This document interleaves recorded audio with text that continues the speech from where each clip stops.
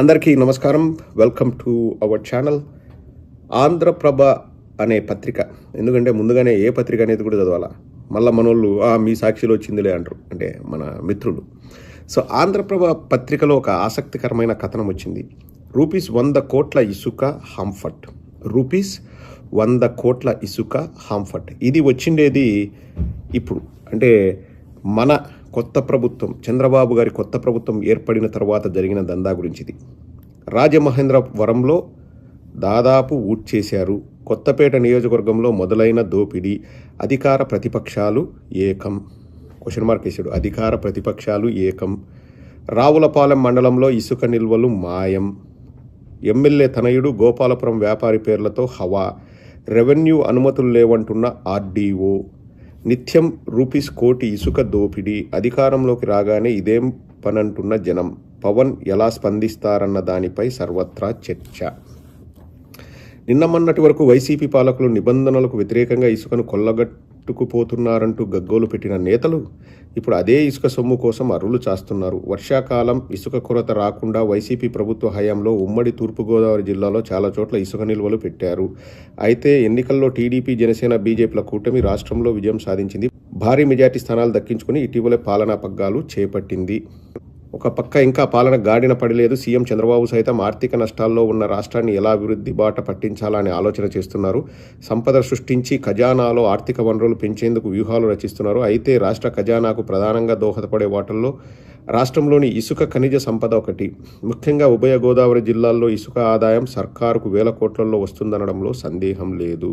కానీ అదే ఇసుకపై ఆ పార్టీ నేతలు ఇప్పటికే కన్నేసి అందిన కాడికి దండేయడం, అంటే దండుకోవడం ఆందోళన కలిగిస్తోంది. ప్రభుత్వ ఖజానాకు చేరాల్సిన దాదాపు 100 కోట్ల విలువ చేసే ఇసుక నిల్వలను ఆయా ప్రాంతాల్లోని నేతలు దర్జాగా దంపుకుపోతున్నారు. కొన్ని చోట్ల ఎమ్మెల్యే అనుచరులు, కొన్ని చోట్ల వారి బంధువులు ఈ ఇసుక కొండల్ని ఊడ్చుకుపోయే బాధ్యతల్లో నిమగ్నమయ్యారు.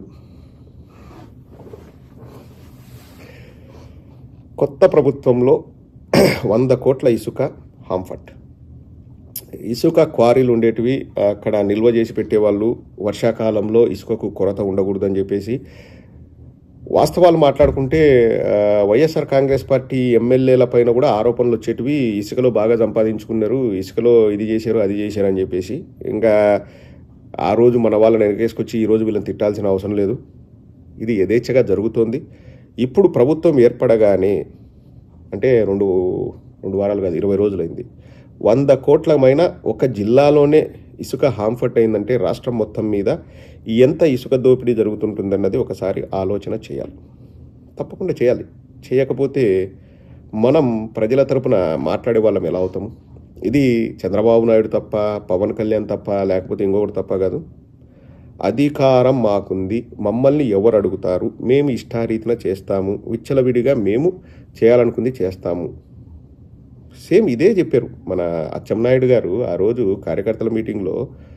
మా వాళ్ళు వస్తే పనులు జరగాలి, ఆర్డీఓ, ఎంఆర్ఓ టీ ఇచ్చి మరీ పనులు చేయాలి, ఎవరు ఎందుకు ఏంటి అన్నది ప్రశ్నించకూడదు, పసుపు బిళ్ళతో వస్తే పని అయిపోవాలి అని చెప్పేసి క్లియర్గా అచ్చెన్నాయుడు గారు చెప్పారు. అండ్ అయ్యన్న పాత్రుడు రోడ్డు పైన అధికారులను దుమ్ము దులిపారు. నా కొడక ఎందుకురా మీరుండేది, అది ఇది అని చెప్పేసి, మీరు వెళ్ళిపోండి ఇక్కడ నుంచి, మింగేయండి అంతే, ఇంకా బూతులు వదిలేండి, ఇంకా మింగేయండి అంటే మీకు అర్థమవుతుంది కదా అని చెప్పేసి అధికారులను చెడామడ తిట్టారు. అంటే ఏంటి? అధికారులు ఆట బొమ్మల్లాగా చూస్తూ ఉండండి, మా అధికార పక్షంలోని ఏ నాయకుడైనా వచ్చి ఏం చేసినా మీరు మాట్లాడకూడదు అని క్లియర్గా ఈరోజు ఆంధ్రప్రభలో కూడా అదే రాశారు.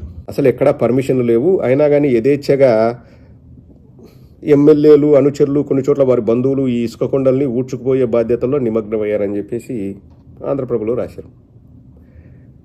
ఇప్పుడు మనం ఏం చేయలేమా అంటే మనం ప్రేక్షక పాత్ర వహించడమే. ఇప్పుడు మనం ప్రశ్నించడమే మన పని, అది ప్రజలకు తెలియజేయడమే మన పని. ఆంధ్రప్రభ చేసిందే మనం చేస్తున్నాం. ఇంకా తర్వాత చంద్రబాబు నాయుడు గారు మన పార్టీ వాళ్ళే కదా లేపుకుని ఖజానాకు రాకపోయినా వాళ్ళ ఖజానా నిండితే చాలని చంద్రబాబు నాయుడు గారు కామ్గా ఉన్నారనుకోండి, మనం ఏం చేయలేం. పోనీ చంద్రబాబు నాయుడు గారు యాక్షన్ తీసుకొని ఆ 100 కోట్లు కక్కిచ్చారనుకోండి, క్లాప్స్ కొడతాం. ఎవడు కక్కిచ్చే దేవుడు, ఇచ్చే దేవుడు వెనక్కి. అచ్చెన్నాయుడు గారే స్వయంగా చెప్తుంటే ఎంఆర్ఓలు, డిఆర్ఓలు, ఆర్డీఓలు మేము వచ్చి పసుపు బిల్ల చూపిస్తే మా పనులు జరగాలి, టీ ఇచ్చి మరీ పనులు చేయాలని చెప్పేసి అచ్చెన్నాయుడు గారే చెప్పారు. కంచే చేను మేస్తే ఇంకా కాపేం చేస్తున్నాడు? కాపంటే మళ్ళీ నేను ఇక్కడ క్యాస్ట్ ఫీలింగ్ తీసుకురావట్లేదండి. ఆ పొలానికి సెక్యూరిటీ. ఇప్పుడు గవర్నమెంట్ ఆఫీసర్లంతా వాళ్ళు గవర్నమెంట్ ఆస్తుల్ని కాపాడే సెక్యూరిటీ అనుకో, అంటే they are the main persons. But ఆ కంచె చేసిన వాడే ప్రభుత్వ పెద్దే మొత్తం లేపేస్తుంటే గిసుకెళ్ళి అంటే ఇక్కడ ఎమ్మెల్యేలు వాళ్ళు ఇల్లు ఇంకా అధికారులు ప్రేక్షక పాత్ర వహించక ఏమవుతుంది? ఈరోజు సాయంత్రం ఒక అద్భుతమైన వీడియో వస్తుందండి, వెయిట్ చేయండి. ఇటువంటి వాటి గురించే మాట్లాడుతూ ఎవరో ఏదో మాట్లాడారు. It will be very very interesting video. Evening వస్తుంది, అంటే మీకు రాత్రి 8:30 టైంలో 8:30 టైంలో వస్తుంది. వెయిట్ చేయండి.